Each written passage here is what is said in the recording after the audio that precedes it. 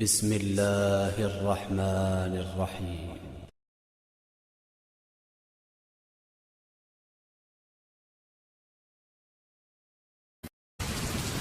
Secara umum ada beberapa peristiwa yang akan berlaku pada hari akhir setelah kematian. Pertama, al-ba'tsu wal khuruju minal kubur, kebangkitan dan keluarnya manusia dari kuburan-kuburan. Yang kedua, ardul mahsyar, di mana manusia akan dikumpulkan di sebuah tempat yang disebut dengan padang mahsyar. Kemudian yang ketiga, haudun nabi, telaga Nabi sallallahu alaihi wasallam. Kemudian yang keempat, syafaatun Nabi sallallahu alaihi wasallam, syafaat Nabi sallallahu alaihi wasallam. Kemudian yang kelima, al-ardu amam Allah, pembentangan amal di hadapan Allah subhanahu wa ta'ala. Kemudian yang keenam, kemudian ketujuh dan kedelapan, ini terjadi silang pendapat di antara ulama, mana yang lebih dulu, hisab, kemudian pembagian catatan atau suhuf, dan juga timbangan. Nanti saya jelaskan. Kemudian setelah itu inqisamun nas, ajwajun, manusia akan dikelompok-kelompokkan sesuai dengan amalannya di bumi. Kemudian setelah itu ada qantaratul madzalim, ada qisas di antara manusia. Dan yang terakhir, al-jannatu wan nar, adanya sorga dan neraka. Inilah yang kita akan bahas di pagi hari ini. Ma'asyiral muslimin yang dimuliakan Allah subhanahu wa ta'ala, keyakinan kita kaum muslimin bahwa manusia pasti dibangkitkan. Dan bagaimana caranya Allah subhanahu wa ta'ala membangkitkan? Ada yang mengatakan bahwa ketika Allah subhanahu wa ta'ala hendak membangkitkan manusia, maka Allah akan turunkan hujan yang sangat deras. Kemudian hujan itu akan membasahi semua tanah di bumi. Tentu bumi bukan bumi yang kita pijak hari ini, tetapi bumi yang sudah dirubah. Yauma tubaddalul ardu ghairal ardi, bumi yang sudah dirubah bentuknya oleh Allah subhanahu wa ta'ala dari bulat menjadi terhampar, sehingga tidak ada satu jengkal tanah pun kecuali hujan akan menembus bumi itu. Dan di dalam bumi itu ada tulang-tulang ekor manusia. Inilah di antara makhluk Allah subhanahu wa ta'ala yang tidak dihancurkan pada hari kiamat. Sejak Adam alaihi salatu wassalam sampai yang terakhir mati, tulang ekornya manusia, ujung tulang ekor tidak akan dihancurkan, karena dari situ kita akan dibangkitkan. Ketika kemudian air hujan yang Allah hujani mengenai tulang-tulang ekor itu, kemudian Allah subhanahu wa ta'ala menyuruh seorang pemanggil untuk menyeru agar manusia dibangkitkan kembali. Maka tiba-tiba kemudian Allah subhanahu wa ta'ala ciptakan kembali tulang belulangnya, daging-dagingnya, darah-darahnya, kemudian menyatu dengan setiap tulang ekor manusia itu. Maka manusia akan keluar dari kuburannya tanpa ruh. Bayangkan, manusia sejak Adam alaihi salatu wassalam sampai yang terakhir mati, Allah keluarkan dari isi bumi, diletakkan di permukaannya. Sebagaimana Allah Subhanahu wa taala berfirman, wa alqat ma fiha wa takhallat, dan kami kosongkan perut bumi dari jasad-jasad manusia dan dilempar ke permukaan bumi. Dan Allah juga mengatakan, wa akhrajatil ardu athqalaha, dan kami keluarkan beban-beban bumi ke permukaannya. Kemudian setelah itu Allah Subhanahu wa taala perintahkan Israfil untuk meniupkan sangkakala yang kedua. Ketika Israfil meniupkan sangkakala yang kedua, maka tiba-tiba ruh yang Allah Subhanahu wa taala letakkan di hari ketika Allah menghancurkan alam semesta, bagi ruhnya orang-orang yang beriman Allah letakkan fil illiyin, bagi ruhnya orang-orang kafir, orang-orang fasik, munafik Allah letakkan di sijjin. Maka Allah berfirman, wa idzan nufusu zuwijat, ketika ruh dilesatkan dari illiyin dan dari sijjin saat tiupan sangkakala kedua Israfil, maka ruh itu akan menembus jasad-jasadnya tanpa tertukar satu jasad pun dengan ruhnya, sejak Adam sampai yang terakhir mati. Tiba-tiba manusia terbangun. Dari sini manusia terbagi menjadi dua kelompok. Kelompok yang pertama, orang-orang kafir. Mereka mengatakan sebagaimana disebutkan dalam surah Yasin, ya wailana man ba'atsana mim marqadina, duhai celaka aku, siapa yang membangkitkan aku dari tidurku. Tapi orang-orang yang beriman mereka tenang, mereka tidak gugup. Mereka mengatakan, hadza ma wa'adar rahman wa sadaqal mursalun, inilah janji Allah Subhanahu wa taala kepada kita dan benarlah ucapan para rasul. Maka manusia semua dibangkitkan dari kubur-kubur mereka. Inilah yang pertama, al-ba'tsu wal khuruj minal kubur, hari kebangkitan dan keluarnya manusia dari kuburan. Kemudian yang kedua, ardul mahsyar, ketika manusia sudah dibangkitkan dari kubur-kubur mereka. Kondisi mereka Allah Subhanahu wa taala sebutkan ada dua kondisi. Pertama, sebagaimana Allah sebutkan dalam surah Al-Qari'ah, Al-Qari'atu mal qari'ah wa ma adraka mal qari'ah yauma yakunun nasu kal farashil mabthuth. Allah gambarkan seperti farash yang dibangkitkan. Seperti farash itu artinya laron yang berterbangan ke sana kemari. Dan ayat yang lain menunjukkan kal jaradil muntashir, seperti belalang yang bertebaran. Artinya bahwa manusia ada yang bingung, tidak tahu tujuannya. Yauma yafirrul mar'u min akhi wa ummihi wa abi wa sahibatihi wa bani likulli imri'in minhum yauma idzin sya'nun yughni.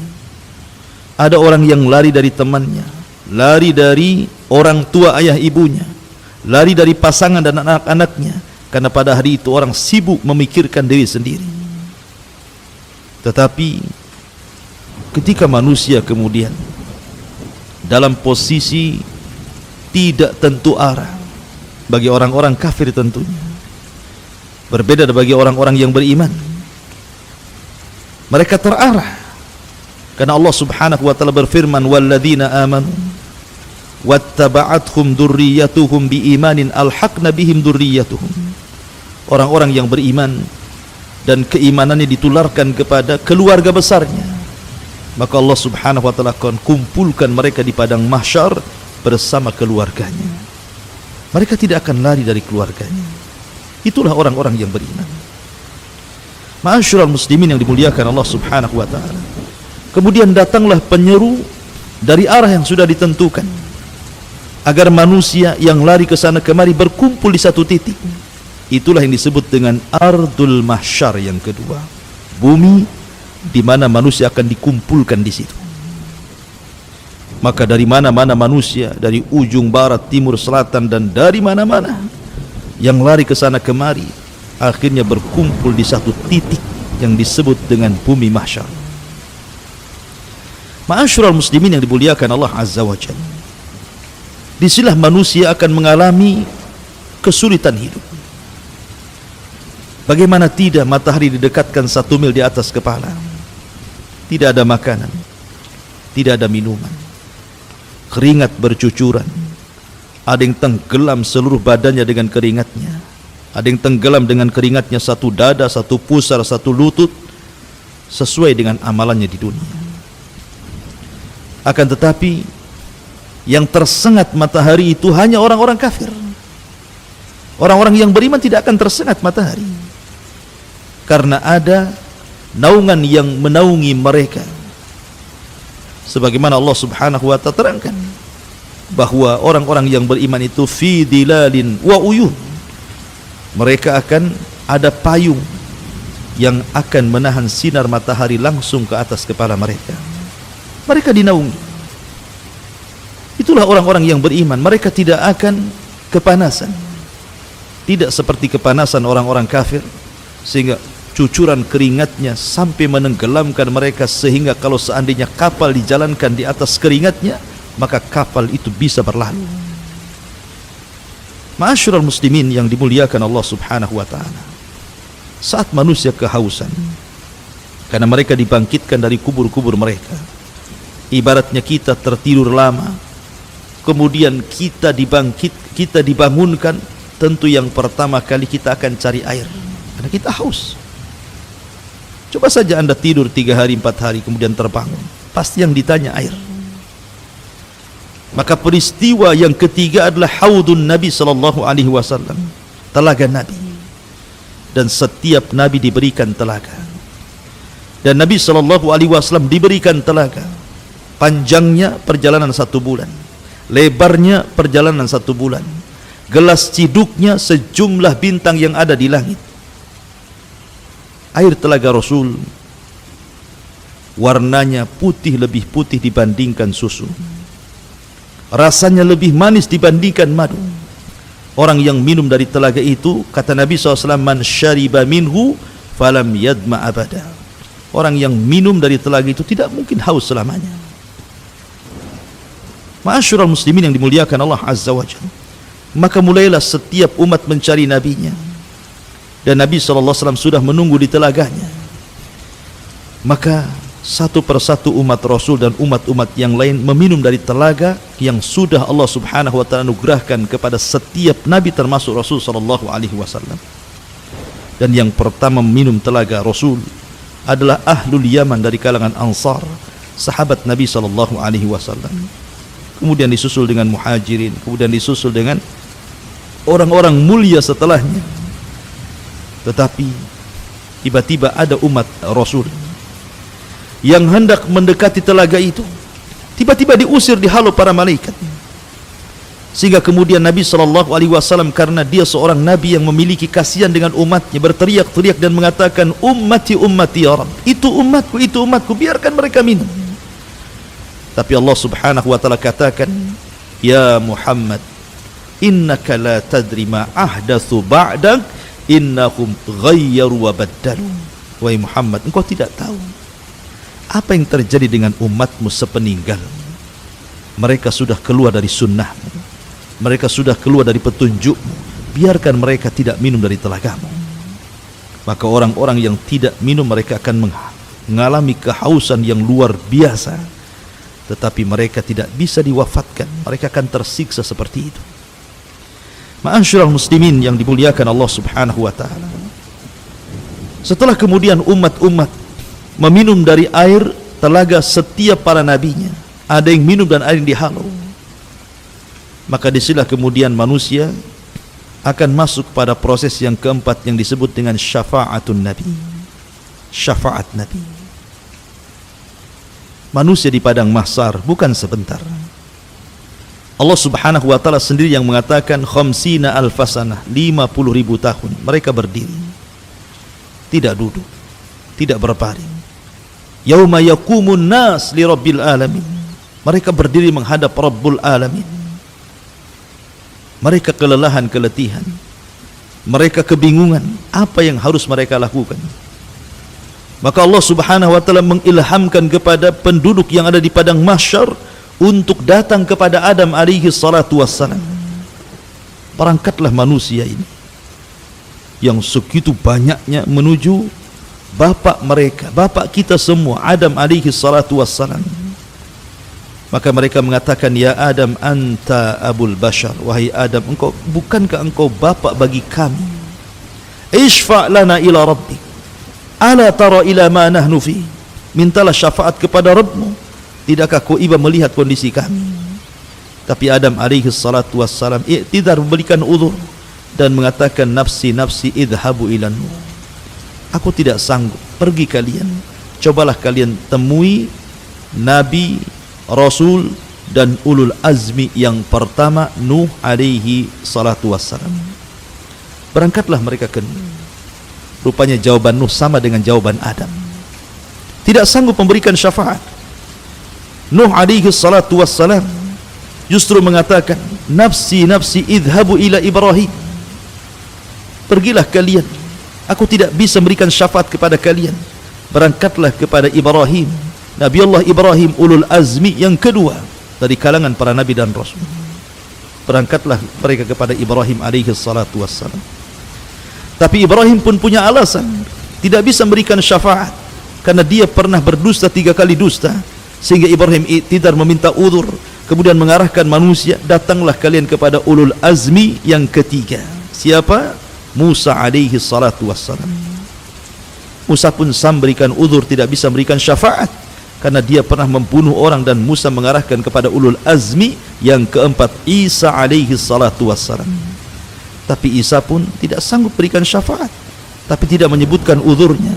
Tapi Isa mengarahkan kepada ulul azmi yang terakhir, Rasul kita, Sayyidun awwalina wal akhirin, Sayyidul anbiya wal mursalin, Nabi besar Muhammad sallallahu alaihi wasallam. Berangkatlah semua manusia kepada Nabi sallallahu alaihi wasallam. Kemudian mereka mengatakan, ya Muhammad, anta khatamul anbiya wal mursalin, bukankah engkau penutup para nabi dan rasul?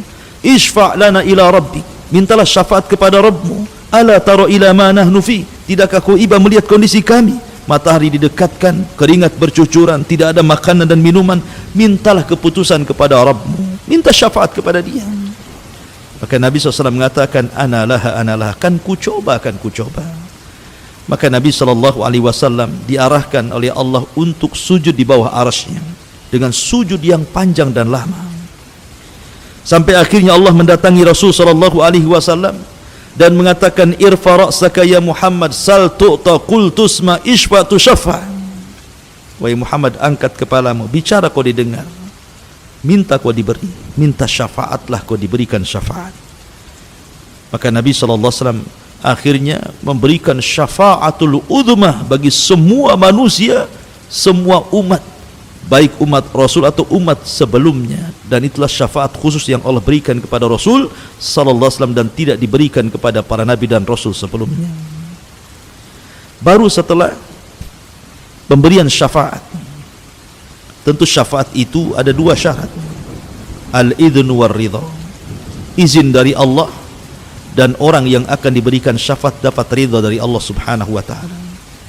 Dan manusia yang paling bahagia mendapatkan syafaat pada hari itu adalah orang yang senantiasa mengucapkan kalimat la ilaha illallah. As'adun nas bi syafa'ati yaumal qiyamah man qala la ilaha illallah. Manusia yang paling bahagia dengan syafaat, kata Rasul, adalah orang yang istiqamah dengan kalimat la ilaha illallah. Tauhid, akidah, tidak menyekutukan Allah subhanahu wa ta'ala. Ma'asyiral muslimin yang dimuliakan Allah azza wa jalla. Baru setelah itu al-ardu amam Allah, penampakan amal kita di hadapan Allah. Liyurau a'malahum, faman ya'mal mithqala dzarratin khairan yarah, waman ya'mal mithqala dzarratin syarran yarah. Liyurau a'malahum, Allah akan memperlihatkan amalannya, dan Allah subhanahu wa ta'ala akan memanggil satu persatu manusia dan akan mengajak bicara dengan mereka. Anda jangan bayangkan bagaimana Allah subhanahu wa ta'ala mengajak bicara satu persatu, sementara manusia yang dibangkitkan sejak zaman Adam sampai yang terakhir itu jumlahnya entah berapa. Yang jelas, innallaha ala kulli syai'in qadir, la tas'al amman yaf'al wahum la tas'al amma yaf'al wahum yus'alun. Allah itu atas segala sesuatu mampu. Jangan kau tanya perbuatan Allah. Allah yang bertanya perbuatan kalian. Allah mampu mengajak bicara satu persatu.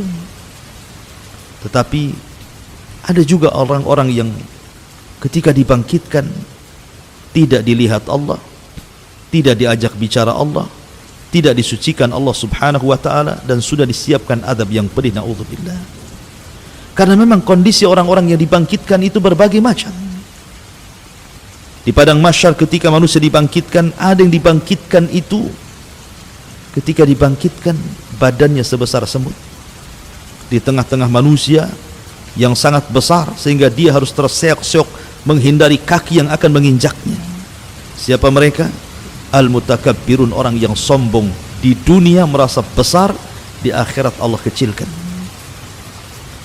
Ada orang-orang yang kemudian berjalan terbalik, kakinya di atas, kepalanya di bawah. Bagaimana caranya? Innallaha ala kulli syai'in qadir. Ada orang yang dibangkitkan buta, sebagaimana Allah subhanahu wa ta'ala mengatakan, Rabbi lima hasyartani a'ma wa qad kuntu basira. Ya Rabb, kenapa kau bangkitkan aku buta sementara di dunia aku melihat? Orang buta, bayangkan, kesana kemari, macam mana dia akan melangkah? Ma'asyiral muslimin yang dimuliakan Allah subhanahu wa ta'ala. Dan macam-macam orang dibangkitkan itu tentunya disesuaikan dengan amalannya. Lah ketika Allah subhanahu wa ta'ala memanggil satu persatu mengajak dialog, disitulah Allah subhanahu wa ta'ala menampakkan amalannya, dan hamba ini akan mengakuinya. Kalau dia kemudian tidak mengakuinya, akan datangkan saksi-saksi pada hari kiamat, sehingga dia tidak bisa mengelak dari amalannya. Dan saksi-saksi itu begitu banyak.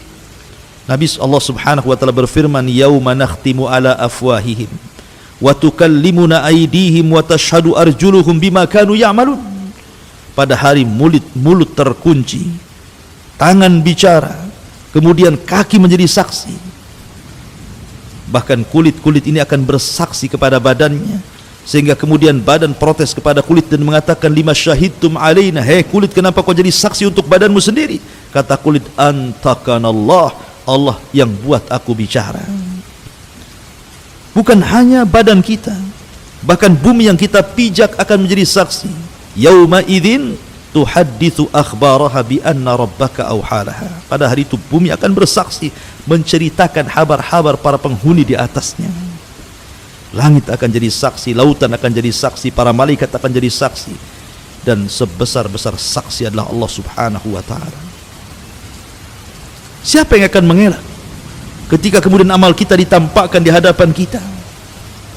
Karena pada hari itu Allah subhanahu wa ta'ala berikan hafalan yang luar biasa untuk mencocokkan amalan yang ditampakkan dengan apa yang dilakukannya supaya tidak diingkari. Kita di dunia ini, satu minggu kemarin kita ngomong apa, kita berbuat apa, kita terkadang lupa baru satu minggu saja. Tetapi di akhirat tidak akan lupa. Allah kembalikan hafalnya sejak hukum taklif dia balik sampai dia mati, sehingga ketika dia melihat amalannya, ya memang benar itu amalan dia. Karena di situ akan ada yang kemudian berdusta di hadapan Allah.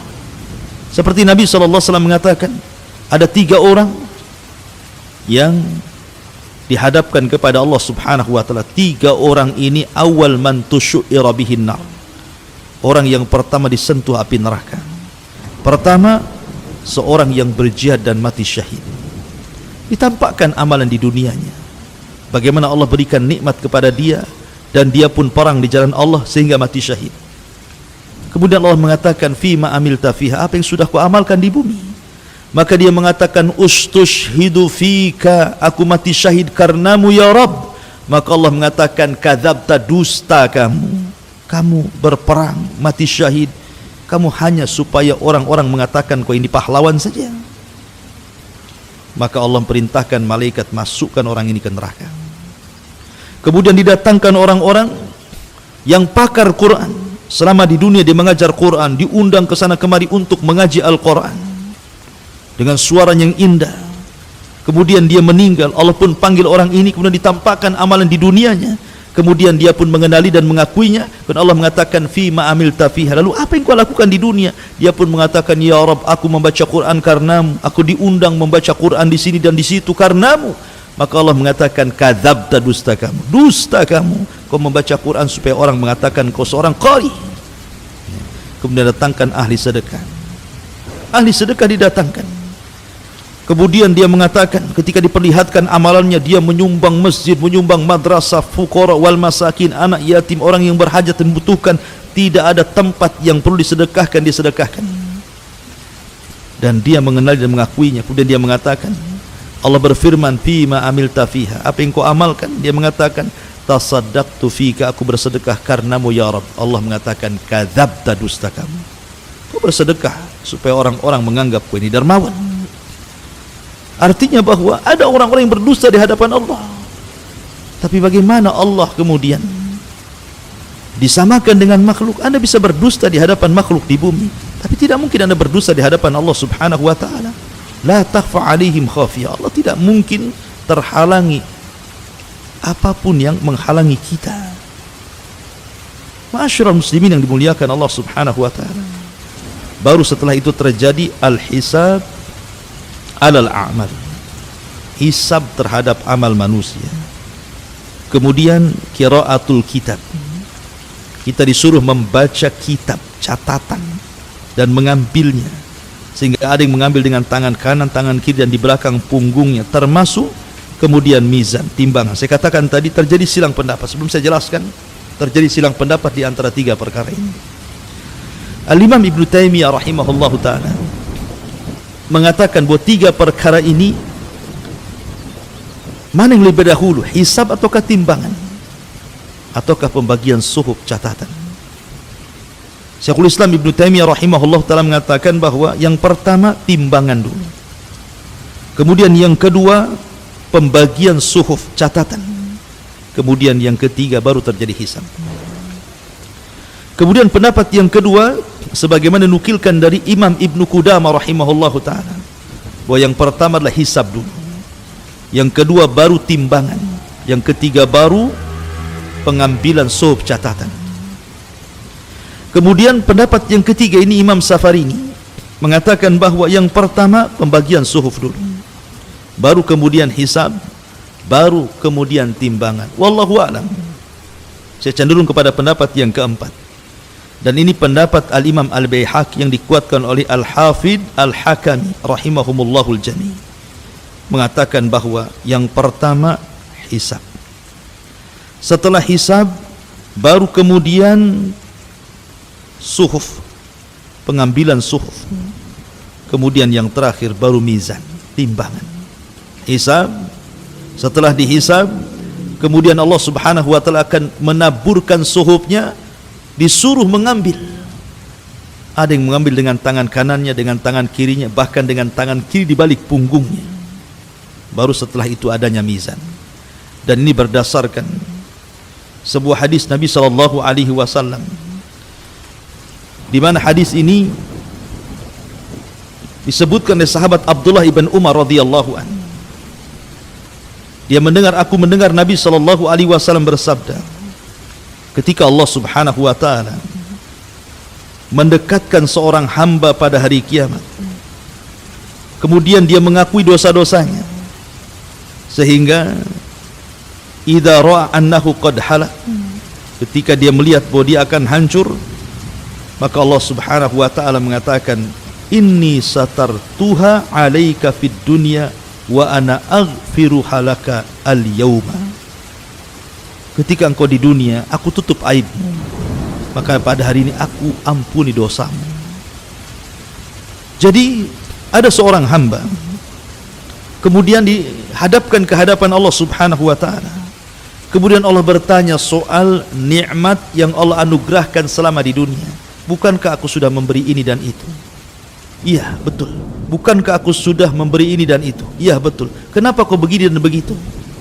Kenapa engkau begini dan begitu? Terus diberikan pertanyaan oleh Allah subhanahu wa ta'ala, sehingga ketika dia merasa bahwa dia tidak pantas lagi masuk surga, terlampau banyak keburukan yang dia lakukan.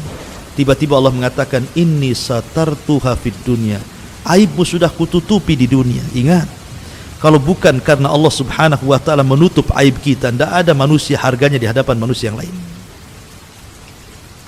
Manusia dihormati itu karena Allah tutupi aibnya. Kalau aib kita dibongkar oleh Allah, satu dunia manusia pasti menghinakan manusia. Maka beruntunglah, bersyukurlah Allah tutup aib kita sehingga banyak orang yang muliakan kita. Dan nikmat dari Allah subhanahu wa ta'ala, siapapun dia. Makanya Imam Ahmad ibn Hanbal rahimahullahu ta'ala, ketika dia ke pasar, tiba-tiba datang murid-muridnya dari mana-mana hendak menolong Imam Ahmad dan mengatakan, jangan, biar barang ini aku yang bawa. Kalian menghormatiku itu karena Allah menutup aibku. Seandainya Allah buka aibku, kalian letakkan pasir di atas kepalaku. Ma'asyiral muslimin yang dimuliakan Allah subhanahu wa ta'ala, kembali bahwa Al-Hafidh Al-Hakami dan juga Al-Imam Baihaqi berdasarkan zahir hadis ini, ketika Allah subhanahu wa ta'ala katakan, aku tutupi aibmu di dunia, sekarang ku ampuni dosamu. Kemudian Rasulullah SAW melanjutkan, thumma yu'ta atau thumma yu'ta kitabu hasanatihi biyamini. Kemudian diberikan padanya catatan kitabnya dengan tangan kanannya. Adapun orang kafir dengan tangan kirinya. Dari sini Allah subhanahu wa ta'ala katakan, wa man adlam mimman iftara 'ala Allahi kadhiba ulaika yu'raduna 'ala rabbihim wa yaqulul ashhad haula'i alladhina kadzabu 'ala rabbihim 'ala la'natullah 'ala dhalimin. Dan siapakah yang lebih zalim dari orang-orang yang mengada-adakan sebuah kebohongan terhadap Allah? Mereka itu akan dihadapkan kepada Allah, dan para saksi akan berkata, orang-orang inilah yang telah berbohong terhadap Tuhan mereka. Ingatlah, laknat Allah ditimpakan kepada orang-orang zalim. Dari zahir hadis ini, maka sangat cocok dengan pendapat Al-Imam Al-Baihaqi yang dikuatkan Al-Hafidh Al-Hakami, bahwa proses antara hisab, mizan dan suhub itu diawali dengan hisab dulu, baru pembagian catatan, baru kemudian terjadi mizan. Bicara tentang hisab, ma'asyiral muslimin yang dimuliakan Allah azza wa jalla, ada orang-orang yang Allah subhanahu wa ta'ala berikan anugerah mereka tidak dihisab. Seperti ketika Nabi SAW bicara tentang 70.000 orang yang masuk surga tanpa hisab dan azab. Kemudian Nabi SAW menceritakan siapa mereka. Kata Nabi SAW, alladzina la yastarkun wa la yaqtawun wa la yatatayyarun wa ala rabbihim yatawakkalun.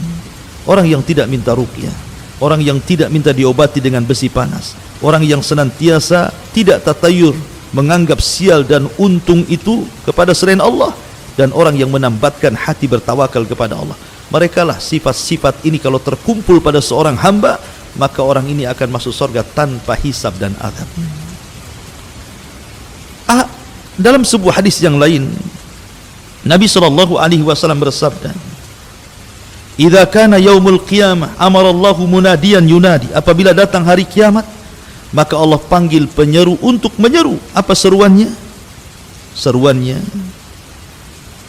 man kana lahu 'ala Allah ajrun, barang siapa yang punya pahala di sisi Allah, berdirilah kalian. Kemudian berdiri orang-orang yang ketika di dunia suka memaafkan, mudah memaafkan. Faman 'afa wa aslaha fa ajruhu 'ala Allah. Karena Allah mengatakan, barang siapa yang suka memaafkan, suka mengislah, maka pahalanya akan diberikan kepada Allah. Maka orang yang suka memaafkan dan suka islah, maka mereka akan masuk surga tanpa hisab dan adab. Kemudian orang yang kedua, Nabi SAW menjelaskan, kemudian penyeru akan mengatakan, siapa yang punya pahala di sisi Allah subhanahu wa ta'ala, falyakum, berdirilah. Maka kemudian berdirilah orang yang kedua. Kemudian dikatakan kepadanya bahwa dia sudah melakukan ini dan itu. Dalam riwayat, mereka adalah orang-orang yang mati syahid. Maka orang-orang yang mati syahid, mereka punya pahala di sisi Allah subhanahu wa ta'ala. Maka dikatakan kepada orang-orang yang mati syahid, masuklah kalian ke dalam sorga tanpa hisab dan adab. Kemudian juga penyuruh menyerukan lagi, siapa yang punya pahala di sisi Allah Subhanahu wa taala faliyakum, berdirilah. Kemudian berdirilah orang-orang yang memiliki sifat ini, sifat itu, dan begitu seterusnya. Akhirnya kemudian orang-orang ini dimasukkan tanpa hisab dan tanpa adab, direct masuk surga. Sebagian para ulama ketika menyebutkan amalan-amalan yang mendatangkan seseorang sehingga ketika dia masuk surga tanpa dihisab dan diadab, di antara amalannya adalah amalan-amalan pertama, orang-orang yang istiqomah. Yang kedua, orang-orang yang punya akhlak yang indah. Yang ketiga, orang-orang yang senantiasa menjaga kewajiban-kewajiban Allah. Kemudian yang keempat, orang yang ittiba'us sunan, senantiasa mengikuti sunnah Nabi. Kemudian yang kelima, al-qiyam bi a'malil ukhra, dia berusaha untuk beramal dalam rangka untuk orang lain, kebaikannya diberikan kepada orang lain. Karena orang yang paling manfaatlah anfa'uhum linnas, orang yang manfaat bagi orang lain. Dan begitu seterusnya, termasuk orang yang menjalankan perintah, menjauhi larangan, kemudian sungguh-sungguh dalam beramal saleh, kemudian menjauhi larangan-larangan Allah Subhanahu wa taala. Maka amalan-amalan ini, kata para ulama, salah satu penyebab orang akan dibebaskan dari hisab dan adab.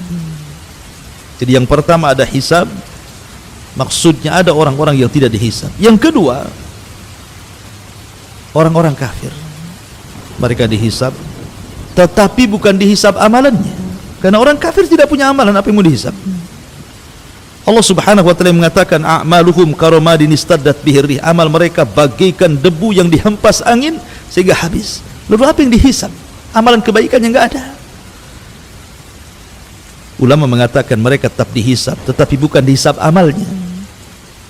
Karena orang-orang kafir, orang musyrik tidak punya amalan. La in asyrakta la yahbatanna amaluka wa la takunanna minal khasirin. Kalau engkau melakukan kesyirikan, habis, lebur semua amalanmu dan kau termasuk orang-orang yang merugi. Maksud hisab bagi orang kafir hanyalah hisab takrir, hisab pengakuan kekufuran mereka. Bukankah kau sudah berzina ya? Bukankah kau sudah minum khamar ya? Bukankah kau sudah begini, semua maksiat disebutkan dan dia mengiyahkan semuanya. Itulah hisabnya bagi orang-orang kafir, hisab takrir, formalitas, karena mereka tidak akan masuk surga ya. Kemudian bagi orang yang beriman, hisabnya dua. Ada hisaban yasira, memang mudah. Ada hisaban asira, hisab yang sulit. Apa bedanya hisab mudah dan hisab sulit? Kalau hisab itu mudah, ini disebut dengan hisabul ardi, di mana seseorang mukmin ketika dihadapkan kepada Allah, dia tidak dituntut menjawab pertanyaan, dia hanya disuruh mendengarkan. Ketika Allah Subhanahu wa taala menyebutkan pahala dan dosanya di bumi, dia mendengarkan semuanya ya. Dia mengakui, tapi dia tidak dituntut untuk menjawab. Maka ini hisaban yasira, hisabnya mudah. Tapi yang kedua dituntut menjawab. Bukankah aku sudah begini dan begitu? Kemudian dia menjawab, bukankah aku sudah begini dan begitu? Kemudian dia menjawab. Kalau terjadi dialog ketika hisab, maka Rasul mengatakan, man nukisha fil hisab udzib, siapa yang terjadi perdebatan antara Allah dan hambanya ketika dihisab, pasti akan diazab orang ini. Itulah hisaban asira, hisab yang sulit sekali ya. Dan manusia sekali lagi harus tinggal di padang mahsyar itu 50.000 tahun. Apakah semua manusia tinggal 50.000 tahun? Tidak. 50.000 tahun itu hanya berlaku kepada orang-orang kafir saja. Orang yang beriman tidak akan lama hisabnya. Nabi SAW hanya menyebutkan hisabnya bagi umat Rasul, dan umat Rasulullah orang yang pertama dihisab. Kata Nabi SAW, nahnul awwalun, nahnul akhirun, al-awwalun, kita umat yang terakhir, tapi orang yang pertama dihisab. Dan hisabnya umat Islam cepat, ma'ruf, sesuai dengan akal, karena memang usia umat kita tidak panjang, hanya sekitar 60-70 tahun saja, sehingga tidak banyak yang dipertanggungjawabkan. Berbeda dengan umat dulu yang panjang-panjang, amalannya juga banyak, maksiatnya juga banyak, sehingga lama pula hisabnya bagi mereka. tapi hisabnya bagi umat Islam, umat Rasul yang beriman hanya separuh hari saja. Tapi jangan sangka separuh hari itu sebentar, karena separuh hari akhirat berbeda dengan separuh hari di dunia. Kalau separuh hari di dunia ba'da duhur sampai terbenam matahari separuh hari. Tapi satu hari kehidupan akhirat, kata Allah Subhanahu wa taala, inna yauman inda rabbika ka'alfi sanatin mimma ta'uddun. Satu hari kehidupan akhirat bila dibandingkan dengan kehidupan dunia lamanya sama dengan 1000 tahun. Artinya separuh hari itu 500 tahun.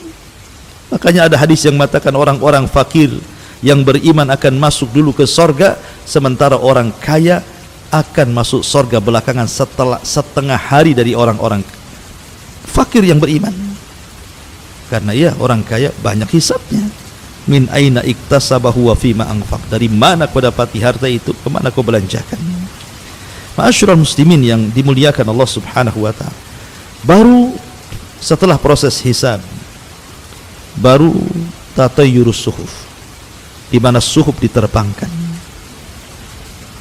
Faman utiya kitabahu biyamini fasawfa yuhasabu hisaban yasira.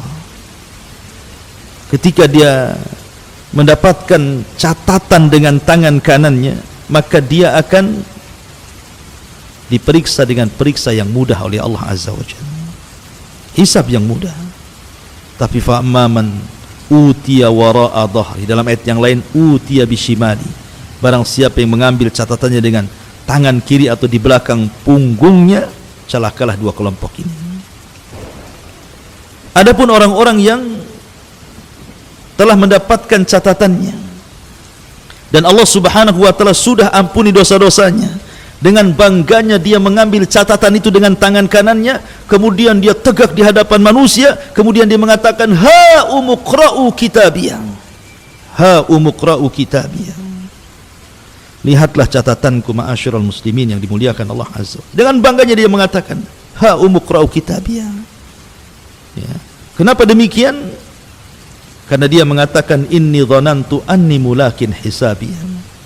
Karena sewaktu aku hidup di bumi, di dunia, aku yakin bahwa kejadian ini pasti berlaku. Makanya aku bersungguh-sungguh untuk kejadian hari ini dengan beramal saleh, dengan salat, puasa, zakat, haji, sedekah, baca Quran, zikir. Aku sungguh-sungguh karena aku tahu akan terjadi hal ini.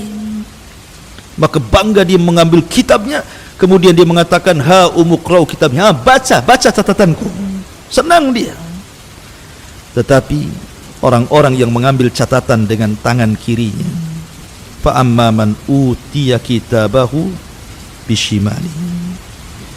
Adapun orang-orang yang mengambil catatan dengan tangan kirinya, apa yang terjadi? Maka Allah Subhanahu wa taala katakan, fasaufa yad'u thubura, maka dia akan mencela dirinya. Bagaimana bentuk celaannya? Lihat surah Al-Haqqah. Allah Subhanahu wa taala mengatakan, ya laitani lam uta kitabiyah wa lam adri ma hisabiyah, ya laitaha kanatil qadiyah ma aghna anni maliyah halaka anni sultaniyah khuduhu fagullu thumma al-jahima sallu thumma fi silsilatin dhar'uha sab'una dira'an fasluku. Dia katakan ketika mengambil catatannya dengan tangan kirinya, dia mengatakan apa?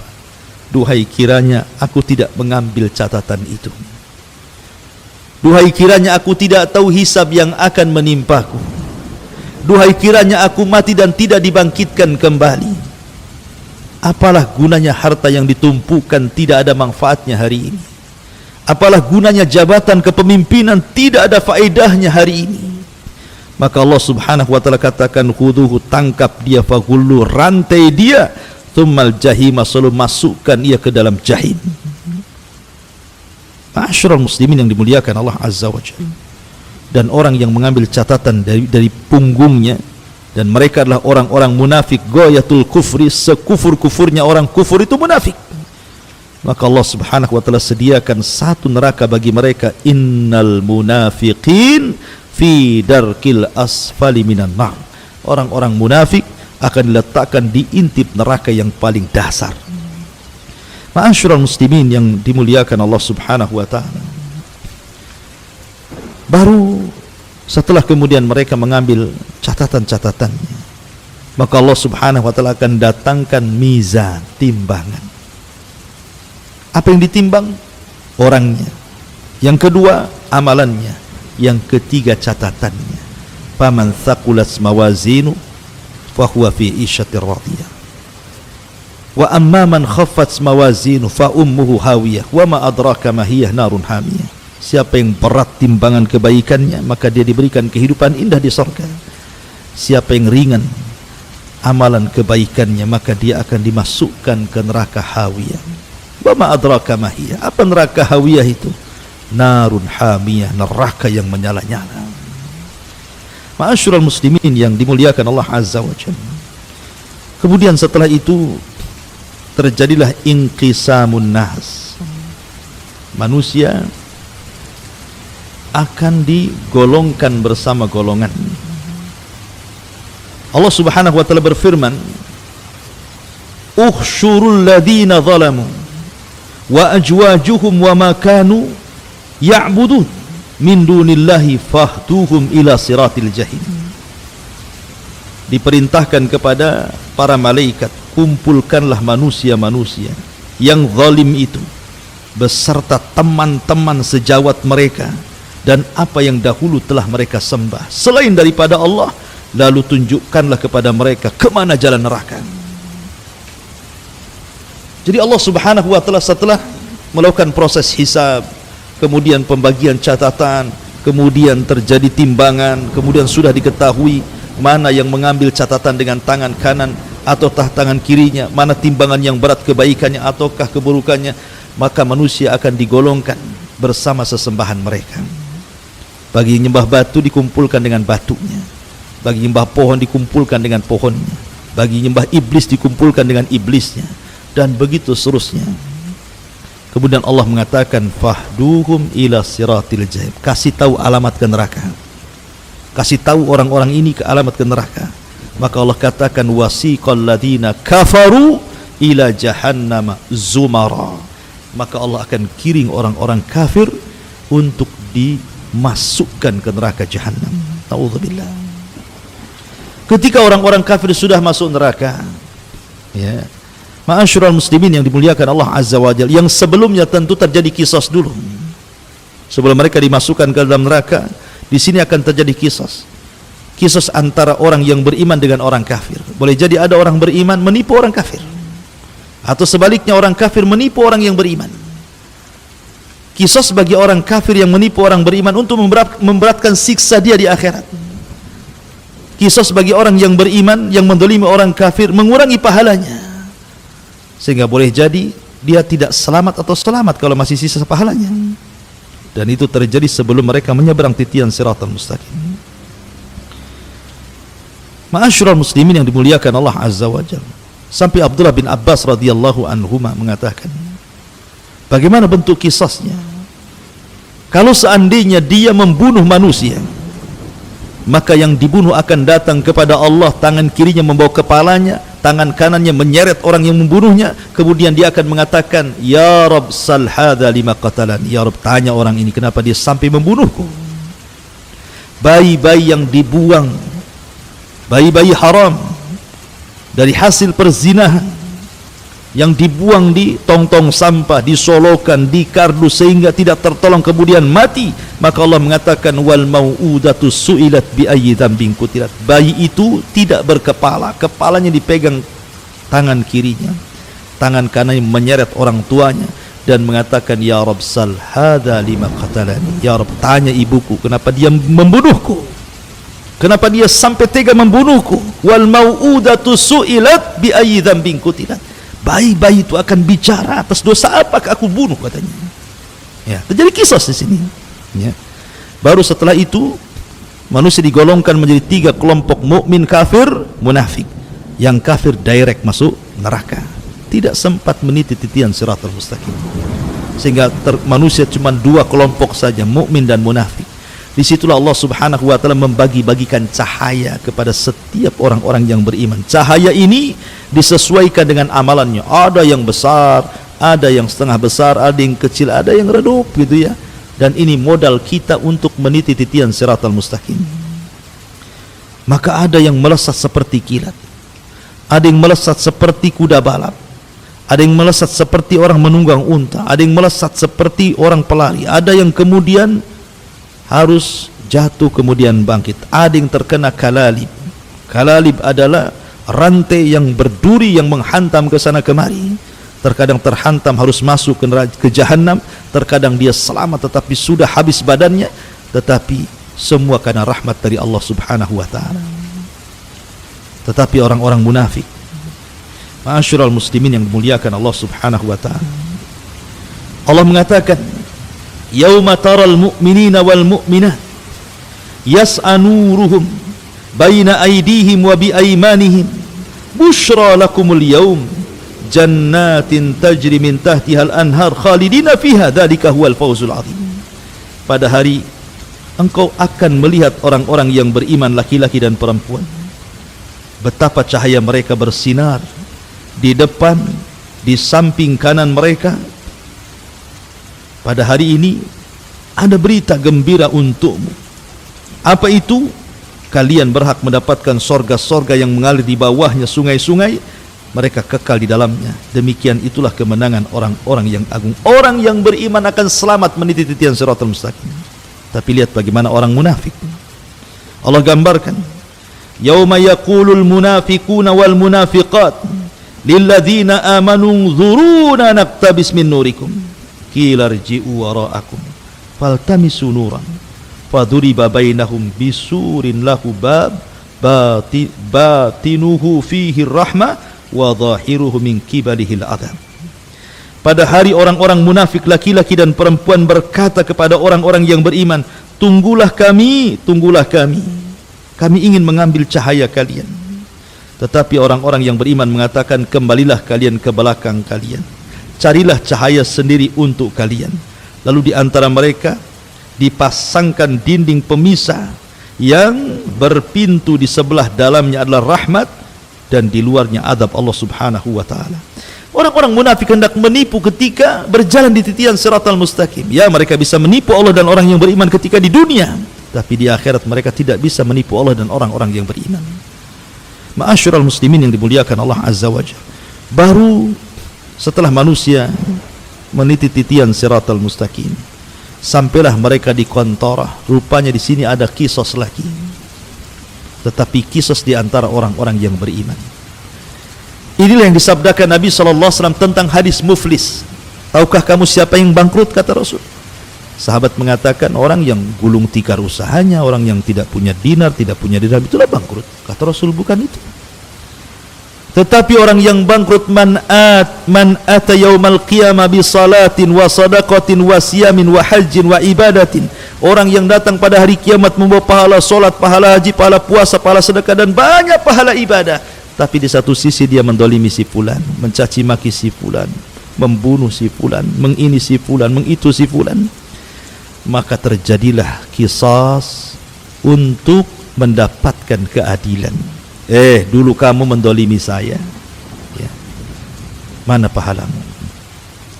Maka kemudian orang yang mendolimi akan diambil pahalanya oleh orang yang didolimi. Ketika dia banyak mendolimi orang sehingga pahalanya habis dibagi-bagikan kepada orang tersebut, habis, dia tidak punya pahala lagi. Sementara orang yang didolimi masih banyak. Maka orang-orang ini akan mengatakan, mana pahalamu? Dia mengatakan, pahalaku sudah habis, terlampau banyak orang yang kudolimi. Kalau kau tidak punya pahala sebagai barter, aku punya dosa, ambillah dosaku untukmu. Inilah bangkrut. Bahasa kita kalau pedagang itu sudah hilang modalnya, banyak hutangnya, sudah hilang pahalanya, nanggung dosa orang, itu orang bangkrut. Maka ketika orang ini kemudian bangkrut, yang harusnya satu jengkal lagi dia masuk surga, tiba-tiba tidak bisa masuk surga. Makanya Nabi SAW mengatakan, ada seseorang antara dia dengan surga tinggal satu hasta, tinggal melangkah saja. Tapi Allah takdirkan dia beramal dengan amalan penduduk neraka, Allah catat pula menjadi penduduk neraka. Ya. Ma'asyiral muslimin yang dimuliakan Allah Azza wa Jalla, kenapa terjadi qisas di depan sorga, di depan pintu sorga, kontara, supaya ketika orang yang masuk ke dalam sorga itu, wa naza'na ma fi sudurihim min ghillin ikhwana, kami cabut di dada-dada para penghuni sorga itu kedengkian, karena sudah puas dengan keadilan di dunia. Walaupun mengikuti syariat Islam, belum tentu ada rasa keadilan, apalagi tidak mengikuti syariat Islam. Contoh, seseorang membunuh, kemudian keluarga korban minta dikisos dibunuh. Apakah keluarga korban puas? Tidak. Banyak yang tidak puas walaupun sama-sama dibunuh, karena terkadang ya wajar saja dia yang membunuh preman, tapi yang dibunuh keluarga saya ini orang yang menopang kehidupan keluarga. Tanpa dia siapa yang memberi makan kami? Walaupun sudah sama-sama dibunuh, kisos nih, keadilan belum ada ya. Itu yang ikut syariat Islam kan, secara hati itu kayaknya kurang puas. Tetapi di akhirat diulang lagi kisos itu ya. Di dunia sudah kisos, diulang lagi. Supaya apa? Supaya hati-hati kedengkian, kebencian, dendam itu hilang semuanya, sehingga masuk surga betul-betul menjadi satu hati. Tidak ada dengki, tidak ada hasad, tidak ada dendam, tidak ada emosi. Karena di surga itu semua salam, semua salam, semua selamat. Selamat lisannya, selamat hatinya, selamat perbuatannya, semua selamat. Makanya disebut Darussalam ya, Darussalam. Fisik manusia selamat, tidak kencing, tidak berak, tidak meludah, tidak ada dahak, tidak bau. Perempuannya tidak haid, tidak ada nifas. Mereka makan, minum, dikeluarkan dengan keringatnya. Semua selamat. Selamat fisiknya, selamat akhlaknya, selamat lisannya, selamat matanya, selamat. Semua selamat. Itulah surga. Dari sini menunjukkan bahwa inilah diantara tartib peristiwa-peristiwa yang akan berlaku setelah kematian. Mudah-mudahan menjadi ibrah bagi kita semuanya. InsyaAllah beberapa menit ke depan barangkali ada yang ingin bertanya ya, di antara kaum muslimin. Silahkan kalau ingin bertanya, maka kami berikan kesempatan. Wallahu a'lam.